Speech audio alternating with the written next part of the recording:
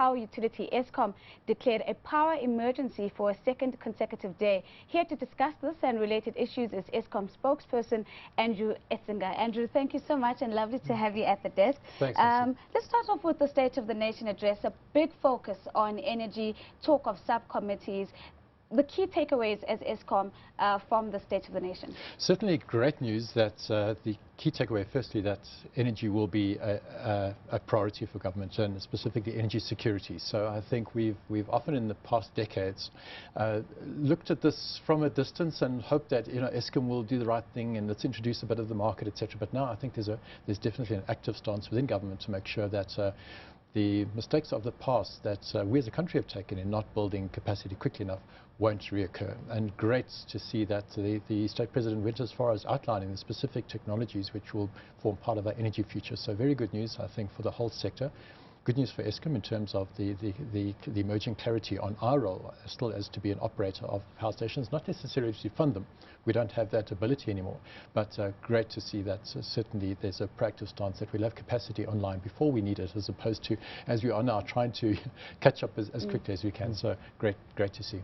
Andrew, looking at that mix, the solar, the wind, the coal, the nuclear and so on, I was told the other day that South Africa has the second highest sun exposure to the sun in the world, after Chile, apparently. Wow. We have more sun than anywhere else except Chile.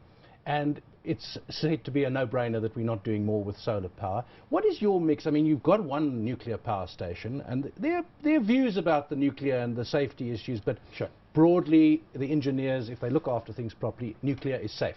Yes. So where are the projections now for the mix? Obviously, coal is dominant for a long time, but where's it going to get to? Okay, so coal is still dominant. 90% of our mix comes from coal, but a big contribution coming through from solar, as you mentioned. In fact, the Northern Cape is booming. The economy is booming because of the number of solar plants which are being put up, making a contribution actually at this stage of 600 megawatts to the grid, 1,000 megawatts by the end of the year, which will be more than the first generator of Medupi. So we always talk about Medupi, but actually silently the solar plants and the other renewables are actually going to be coming on stream a lot faster. Great also, contribution. 1,000 megawatts here or there makes the difference between load shedding and not. It makes all the difference. When we have load shed, and of course we did need to go to that extent on Tuesday evening this week and then 2 days last week as well, it was up to 1,000 megawatts, so that really would have made the difference.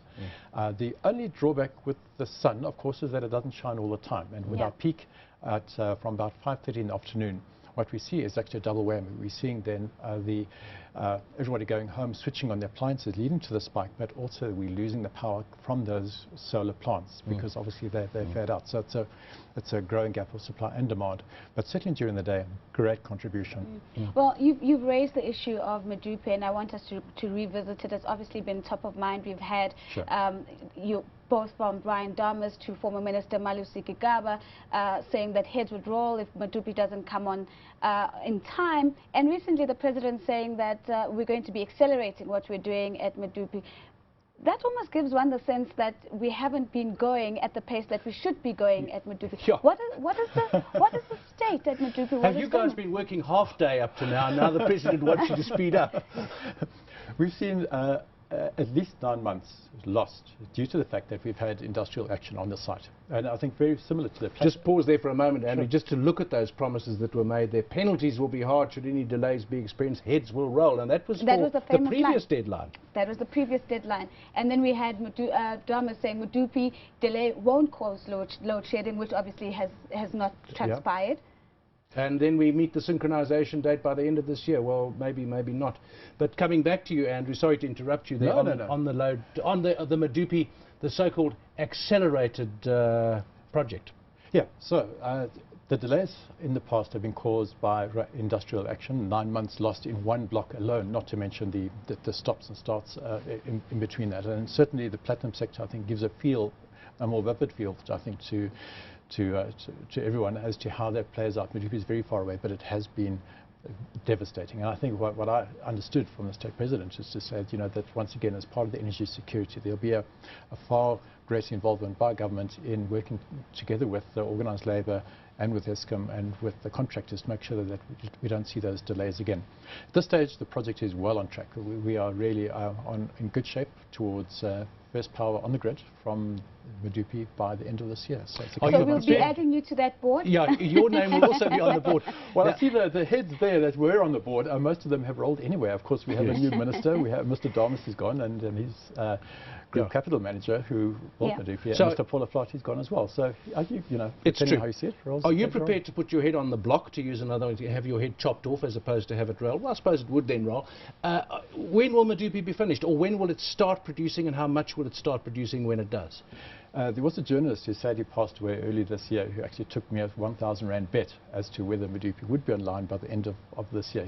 He passed away after making that bet, and I don't intend claiming from his estate, but certainly I'm very confident that 1,000 Rand will be in my pocket. So no, I would be happily to. It will start producing electricity by the end of the year. Yes, so it's what a process called synchronization. So basically, it means that as you would plug an appliance into the wall, it will be working, it will be contributing to the grid. During the first 2 to 3 months of next year, we would expect that it won't necessarily operate on a continuous basis. There'll be certain tests which need to be done to sign off contractors' work. So, for example, if one of the tests is that it must start and stop and start, it may go through some of those tests just before we find it. Bearing in mind that this power station needs to last 50 years, and before we release contractors from their obligations, we want to put this horse through its paces. So that's what we'll be doing. Well, on the one hand, should you lose that bet, 500 rands each will do just fine. But I want to also test an assumption that we've heard and an allegation that we've heard in the media quite a bit, and that in particular saying that the platinum strike in some warped way has been a blessing for Eskom because of just the decrease in consumption that we've seen in energy because of that strike. Should a deal be met in the platinum belt, is Eskom in trouble then? Well, platinum uses about 2% of the country's energy, so certainly that does make a difference, particularly on tight days. But it's not the way we want to get out of jail. I think we'd far rather, with our mandate of contributing to the economy, we far rather would have supplied power to the platinum sector. In winter, bearing in mind that our problems have been in the early evening, what we find is that industrialists in general respond very well to a time of use tariff, and that the platinum sector would have scaled back over the peak time anyway, so it wouldn't have given us much, wouldn't have made much difference at our critical times this winter. So we really are hoping that the platinum sector comes back as soon as possible for the benefit of the economy. Our lines are ready, our capacity is there, specifically during the day and over the night when they take most power from the grid. Let's get back to that evening peak time which you referred to now. Last time you were in the studio with us, you said, look, if everyone just switched off their geyser, we wouldn't have a problem. So people can help in that way. I want to take you on the way you're talking about the load shedding. Sure. I think they should be called power cuts. I mean, load shedding makes it sound euphemistic. They're power cuts. Yep. I want to put it to you that I wouldn't mind, well, I would mind, but not nearly as much if I wasn't surprised. So if you said to me, look, on Thursday this week, if we have to cut, it'll be Johannesburg, the western suburbs. On Friday, it'll be Durban, and so on. What I'm hearing from the announcements, and I don't know if the media generally are reporting not what you're saying, only part of it, you say there will be load shedding, you don't say where, and afterwards you don't say where it was. We actually need to know that. Sure. We have a load shedding schedule which has all that information available, and we have literally hundreds of suburbs around the country, and each one of those suburbs appears on our load shedding schedule. What we really ask everyone in the country to do is download a copy of the schedule off our website, or it's available through our call centre. Familiarise yourself with your particular area and where it would occur. I know it's a pain, but as you say, rather be forewarned. But can't you put it on the radio news? It simply would take too long to read out 100. Unfortunately, these are not big. These are not massive blocks of Joburg, and then Tshwane on Tuesday. That's simply not possible because the grid stability would be compromised then. So we're needing to take smaller suburbs within particular areas around the country to keep it stable. So unfortunately, it's a great suggestion, and I think it would be great, for example, if we could say Gauteng on Monday, Western Cape. We could even get, but unfortunately, it's just not practical from a grid perspective. And I just want to read you a line that we've picked up, or the producers have picked up from a particular story, and the line says, air pollution caused by Eskom's coal power station in 2 provinces is killing at least 20 people per year, and this could jump to 617 people, with 25,000 people hospitalized once all its stations are up and running. How do we respond to that? Pollution at ground level is in South Africa is still at very, very low levels. Of course, there are those environmentalists who you would pull stats, but certainly we've done a number of studies over years. It's not out of control. Firstly, secondly, there are many contributors such as automotive vehicles, which actually contribute in an area such as Johannesburg far greater than Eskom. On the whole, Eskom and electricity has made a massive contribution to actually improving the quality of air, because what we have done is basically ruled out many of the traditional fuel uses, firewood, etc., coal that would have been burnt in homes, as we're now seeing homes use electricity through our electrification program. So overall, it's been a massive success. Certainly close to power stations, we are concerned in certain cases, and we are in the process of always upgrading the environmental standards on our older power stations, especially. So it's not to say that we are complacent. A lot can be done, but I think we would take issue with saying that there's 20 deaths. No, there's no evidence really, as far as we're aware, to back that up. Andrew, the other day we were talking about Eskom behind your back, and I was saying I live in Northcliffe in Johannesburg, and the lights never go out on the ridge. Can you please just put them out once, just to prove that the Eskom executives don't live there, I think what would be good is a report afterwards, a summary of where the lights have been on and off, so that we feel it's fair.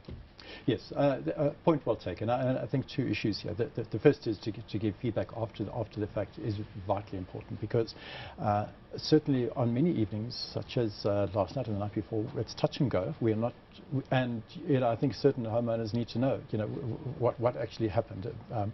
The second issue is that, let's take Northcliffe, for example, an area supplied by city power, not by Eskom. We also need to make sure that our load shedding schedules are properly integrated with those of municipalities. So from the Eskom schedule, everybody, rich and poor, appears on the Eskom web schedule. There's no preference and no favourites. Including where the chairman lives, eh? Exactly. In fact, our former chairman actually complains once in a while. He says he's been load shedding too often, so no, absolutely no favourites. Okay. Well, thank you so much, Andrew, for making the time to join us today. That was Andrew Etzinger. He's the spokesperson for Eskom.